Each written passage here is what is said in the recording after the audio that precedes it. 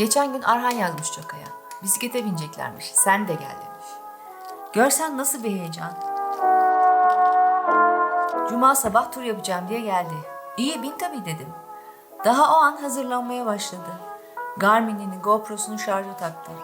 Suluğunu yıkadı. Sabah giyeceklerini hazırladı.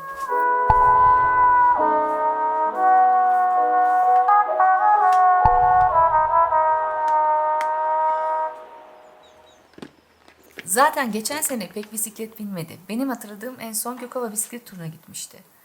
Ekim'di yanılmıyorsam. Bir de Alilerle gidip perişan döndüğü Derince seferini hatırlıyorum. Birkaç kez de Kaan'la turlamıştır. Hepsinden de patates oldum diye geldi. Patates de ne demekse. Düzenli binmeyince heyecanı hamlının altında kayboluyor. Ama her defasında bir çocuk gibi gözleri parlıyor. Çok zorlama kendini dedim sadece. Sabah erkenden kalktı. Yattığım yerden duyuyorum. Kahvaltısını hazırladı. Giyindi, kuşandı, yola çıktı. Ben buluşma noktasındayım. Sanıyorum bir 10 dakika falan içerisinde arkadaşlarım da burada olur. Epeydir görmedim. Ama kaç kişiyiz? Rota bilgisi zaten bana söylendiği gibi Yalıçiftli'ye gittiğimizi söyledi Arhan. Ama her şey yol belirliyor. Hani fikir değiştirebiliriz, rota değiştirebiliriz onu bilmiyorum ama ben şu ana kadar kaç kilometre yapmışım? 10,5 kilometre. 10,5 kilometrede hakikaten hamlığım ortaya çıkıyor. Ortakent yokuşunu tırmanırken kalbim yerinden çıkacak gibiydi. Ha dedim bugün patates olacağım. İnşallah olmaz. Yani grubun temposunu bilmiyorum. Onların temposuna ayak uydurabilir miyim? Ama genelde bu grup böyle çok tempolu süren bir grup değil. Ama kimlerin geleceğine bağlı. Arkadaşlarıyla buluşacağı için mutluydu. Onları da epeydir görmemişti. Hepsi bir yana, Joka bu tip turlarda nelerin değiştiğini gözlemlemeyi sever. Eskiden sırf bunun için Bodrum'u turlardı. Akşama kadar bisiklet sürerdi. Şuradaki mandalina bahçesine site kondurmuşlar, buradaki mekan kapanmış, oradaki yolları asfaltlamışlar diye geldiğinde anlatırdı.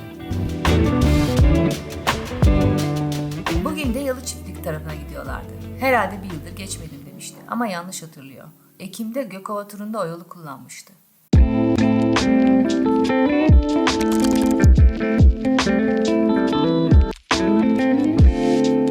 Bol bol inşaat kamyonları, kepçeler geçiyor oralardan. Joka'nın hayal kurduğu arsanın üzerinde lüks evler yapılmış. Hep der zaten Kızılağaç da elden gidecek. Zincir marketler sıra sıra açılmış. Gıcır gıcır tabelaları dikkatini çekmiş. Ama hala oraların doğası, enerjisi, ışığı aynıymış.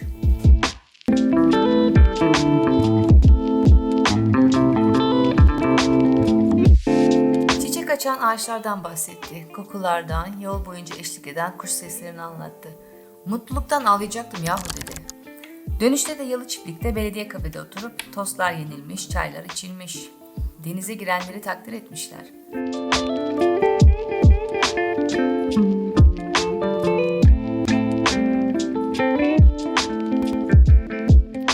Kilometreden sonra artık çok yorulmuş. Arkadaşların da epey arkasında kalınca "Ay şimdi patates oldum" demiş.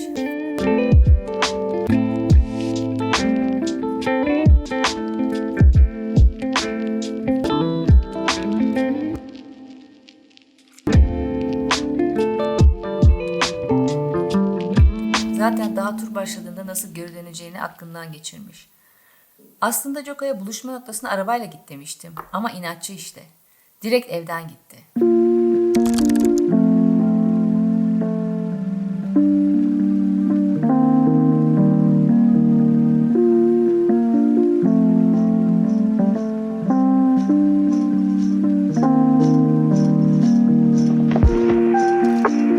Eve gelir gelmez patates olmadım dedi.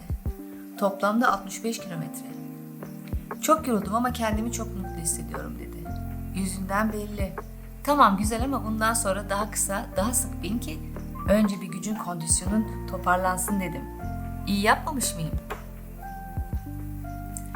Bir sonraki videoda görüşmek üzere. Lütfen kendinize iyi bakın, sıhhatli kalın, hoşça kalın.